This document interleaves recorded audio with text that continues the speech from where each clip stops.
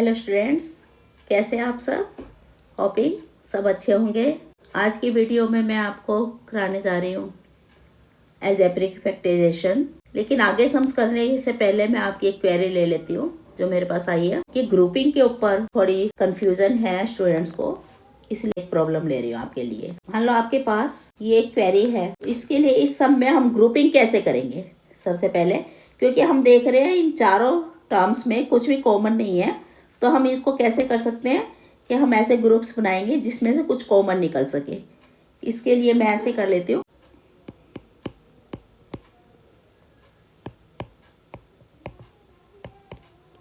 हमने इसको ऐसे ग्रुप कर लिया, इस वाली टर्म को हम आगे ले आए, इसको हमने पीछे कर दिया ऐसे। अब इन दो टर्म्स में और इन दो टर्म्स में हमारे पास कुछ कॉमन है।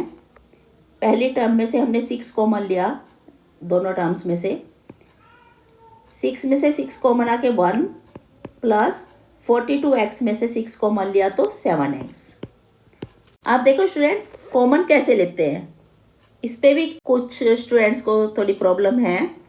कॉमन लेने के लिए हम क्या करते हैं, जैसे 6 में से हमें 6 कॉमन लेना है तो 6/6 करके हमारे पास 1 बचा, तो हमने यहाँ पे 1 पुट किया। ऐसे ही जैसे 42x में से हमने 6 कॉमन लेना था तो 6 7 42, तो 7x बचा, तो हमने यहाँ पे पुट कर दिया 7x।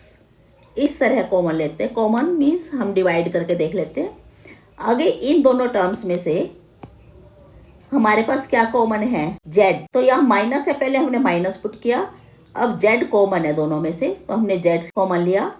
यहाँ से बचेगा आपके पास 7 और x। आगे क्योंकि हमने बाहर माइनस कॉमन ले लिया है, ये वाला माइनस हमारे पास, ये बाहर हमने लिया इसको, इसलिए अंदर ब्रैकेट के अंदर भी साइन चेंज हो जाएंगे। ये जो माइनस है ब्रैकेट के अंदर, अब ये प्लस में चेंज हो जाएगा, तो हमने इसको लिखना है प्लस। जेड हमने कॉमन ले लिया, जेड में से जेड कॉमन लिया तो 1 बचा ऐसे। अब इन दोनों ब्रैकेट्स में से देखो, ये और ये दो ब्रैकेट्स हैं, सेम है, 1 + 7s या 7x + 1, सेम ब्रैकेट्स, तो हमने ये ब्रैकेट ही पूरी कॉमन ले ली। यहाँ से हमारे पास इधर से है 6 बचा हुआ और यहाँ से बचा है ये -z, तो हमारे पास आंसर क्या होगा, 6 - z यहाँ से बचा और 1 + 7x पहले ही है। This will be the answer. ये आपके फैक्टर्स बन जाएंगे। इस तरह से हम ग्रुपिंग करके फैक्टर्स बना सकते हैं। अब मैं आपके लिए नेक्स्ट मेथड लेने जा रही हूँ जिसमें हम आइडेंटिटीज को यूज करके फैक्टर्स बनाएंगे। यहाँ पे सम ले रही हूँ मैं।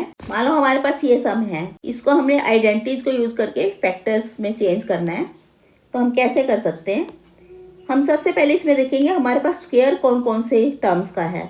यहाँ पे x का स्क्वायर है, हमने इसको ऐसे पुट किया, और दूसरा स्क्वायर है हमारे पास, यहाँ 3 का स्क्वायर बनता है, ये ऐसे पुट किया। अब इस वाले x को हमने a लेना है, इसको 3 को b लेना है। x² + 3² को हम लेंगे a² + b²। फार्मूले के हिसाब से मैंने आपको जो फार्मूले दिए थे पहले, a + b का होल स्क्वायर होता है a² + 2ab + b²। अब अगर हम इसको ऐसे एक्सपेंशन में लें तो हमारे पास यहाँ पे x² + 3² + 2ab आना चाहिए। +2 इंटू में a हमारे पास है x और b है 3, 2ab हमने अपने पास से पुट किया, a² + b² + 2ab ये अपने पास से पुट किया हमने, 2x × 3। यहाँ से करके देखें 2 3 6x, ये बन गया ना 6x यहाँ वाला, तो इसलिए अब हम इसको लेंगे। ये पूरा फार्मूला यहाँ पे फॉर्म हो रहा है, इस फॉर्म को हम ऐसे भी लिख सकते हैं।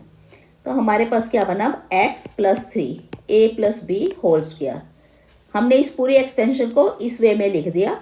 अब क्योंकि स्क्वायर है यहाँ पे, पावर 2 है, तो हम इसको 2 टाइम्स भी लिख सकते हैं। This will be the answer. हमने ये देखना है पहले स्क्वायर कौन सा है, और उस तरह स्क्वायर फॉर्म करके फार्मूला फॉर्म करना है, और फार्मूले से हमारे पास फैक्टर्स आ जाएंगे। एक सम मैं और ले लेती हूँ आपके लिए। मान लो हमारा सम इस फॉर्म में है, तब हम कैसे करेंगे इसको? हमने सबसे पहले देखना है स्क्वायर कहाँ कहाँ पे हमारे पास। 9x² को हम 3x होल स्क्वायर भी लिख सकते हैं, इसी तरह से ये 4y को हम लेंगे यहाँ से 2y का स्क्वायर ऐसे। अब ये a बना, ये b है, a square plus b square plus 2ab जाना चाहिए, प्लस 2 इंटू में a हमारा है 3x और b है 2y। हमने फार्मूले के हिसाब से इसे पुट किया, तो अब देखते हैं 2 3 6 6 2 12 12xy, ये वाला 12xy बन रहा है ना पूरा। तब हम इस एक्सपेंशन को किस तरह लिखेंगे, a plus b whole square. हमारे पास a है 3x प्लस b है 2y, इसका whole square.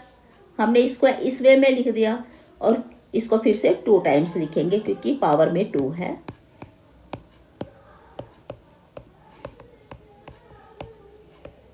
These are the factors।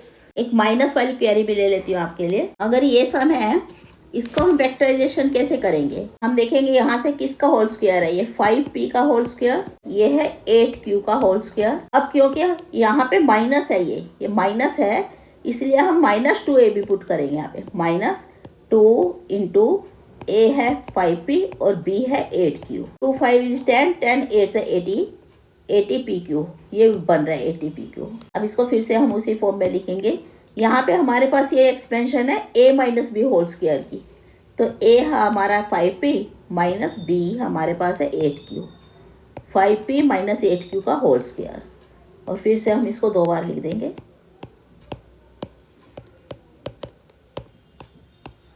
These are the facts। इसकी हमारे जो आइडेंटिटी है, इसकी आइडेंटिटी है a minus b whole square equal to a square minus 2ab plus b square.